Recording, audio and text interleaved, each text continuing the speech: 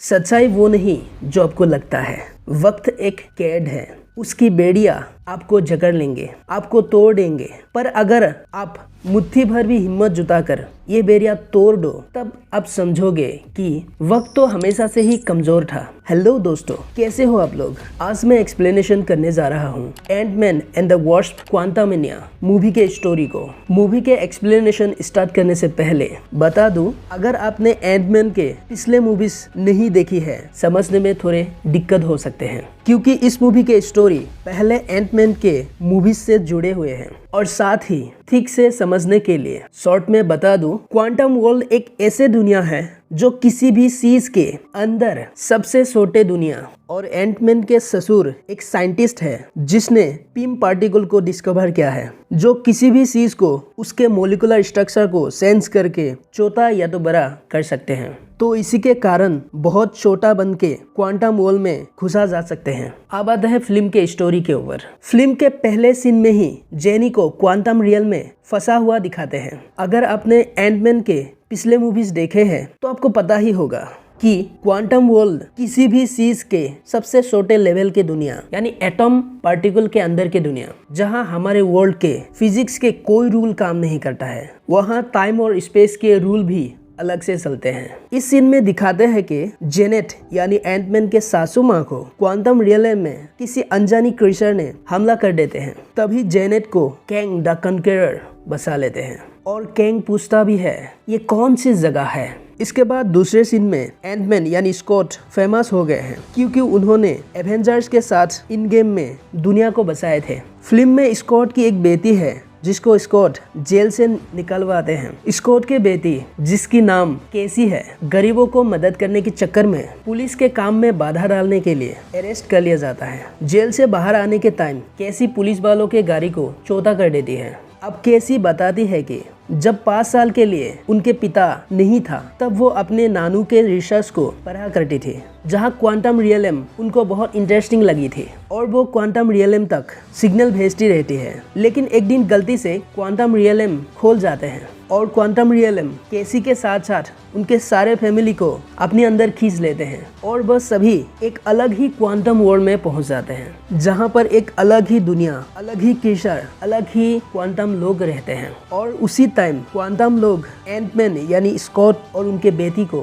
पकड़ लेते हैं। लेकिन वो लोग जब जेनेट के नाम सुनते हैं घबरा जाते हैं और बोलते हैं कि जेनेट को यहाँ नहीं होना चाहिए, क्योंकि उसको ढूंढने के लिए कैंग द कॉन्करर आने वाले हैं जो सब कुछ तबाह कर देंगे। तभी कैंग इन सब पे हमला कर देते हैं। इन सब के बाद सभी जेनेट को इन सब की असली वजह पूछते हैं कि ये सब किस लिए हो रहा है, कैंग जेनेट को ही ढूंढने को क्यों आ रहे हैं। तब जेनेट बताते हैं कि जब जेनेट क्वांटम रियलम में फंसी थी, उनके साथ साथ कैंग भी क्वांटम रियलम में फंसा था। पहले तो कैंग जेनेट को बोलते हैं कि वो एक ट्रेवलर है जो रियलम में फंस गए हैं। कैंग के साथ एक शिप था जो ऐसे टेक्नोलॉजी से लेस था, वो शिप माल्टीवर्स में ट्रेवल कर सकता था। कैंग के शिप खराब था, इसलिए कैंग और जेनेट शिप के कोर को ठीक करने के लिए लग गए थे ताकि वो दोनों क्वांटम रियलम से बाहर जा सके। और ऐसे ही बहुत वक्त के बाद शिप के कोर को ठीक करने में कामयाबी हासिल होते हैं। जब जेनेट कोर को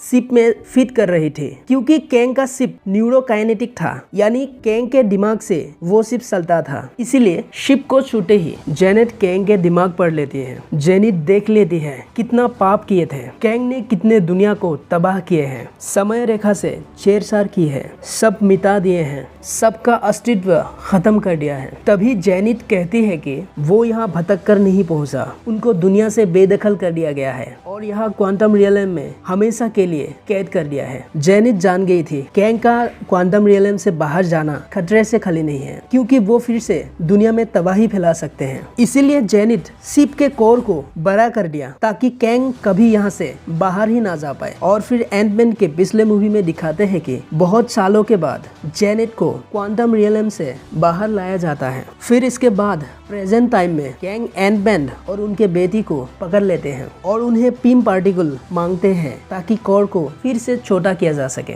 और यहाँ से बाहर निकल सके। तब कैंग रिवील करते हैं कि अलग अलग मल्टीवर्स के कैंग के दूसरे वेरिएंट्स वालों ने मिलके कैंग को बेदखल कर दिया था और क्वांटम रियलम में कैद कर दिया था। कैंग एंटमैन को ब्लैकमेल करते हैं उनके बेटी को मारने की, ताकि एंटमैन कोर के अंदर जाके कोर को फिर से सोता कर दे। जब एंटमैन कोर के अंदर घुसते हैं तब एंटमैन के लाखों वेरिएंट्स उनसे पैदा होते हैं, यानी कोर के अंदर लोगों के संभावना से ही उनके वेरिएंट्स बाहर आते हैं। इसे ऐसे समझिए, जब भी आप कोई काम करने जाते हो, करने से पहले आपके मन में बहुत सारे सोर्स और पॉसिबिलिटीज पैदा होते हैं। काम के बाद नतीजा क्या क्या होने वाले हैं, इन सब सोर्स दिमाग में आते हैं। अगर हर उस नतीजे को आपके वेरिएंट्स कहे तो वही कोर के अंदर एंटमैन के साथ होते हैं, यानी लाखों एंटमैन एक एक पॉसिबिलिटी है संभावनाओं के, और एंटमैन कोर को सोता कर देते हैं। इस टाइम जेनिट कहती है कि इस कोर को कैंग को कभी मत देना, तभी वहाँ पर कैंग पहुंच जाता है। एंटमैन,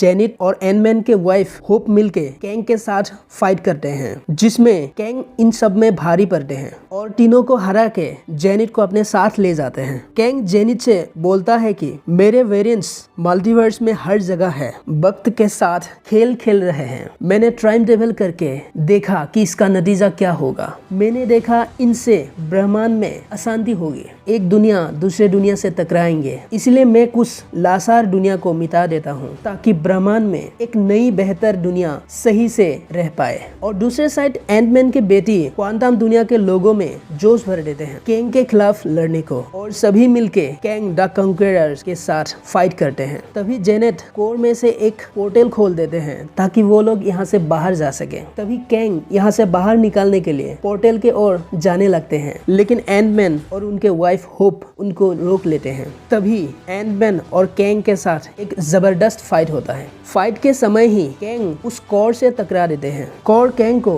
अपने अंदर खींच लेते हैं और एंटमैन के पूरे फैमिली क्वांटम रियलम से बाहर अपने दुनिया में लौट आते हैं और फिल्म यही खत्म हो जाते हैं। देखिए, इस फिल्म के मेन एम ही है कैंग द कॉन्करर के कैरेक्टर को अच्छी तरह से इंट्रोड्यूस करना, ताकि आने वाले मार्वल के मूवी में कैंग और उनके वेरिएंट्स को एज विलेन यूज कर सके। तो ये है Ant Man and the worst Quantumania. तो आज के लिए बस इतना ही, फिर से मिलते हैं एक नया वीडियो के साथ।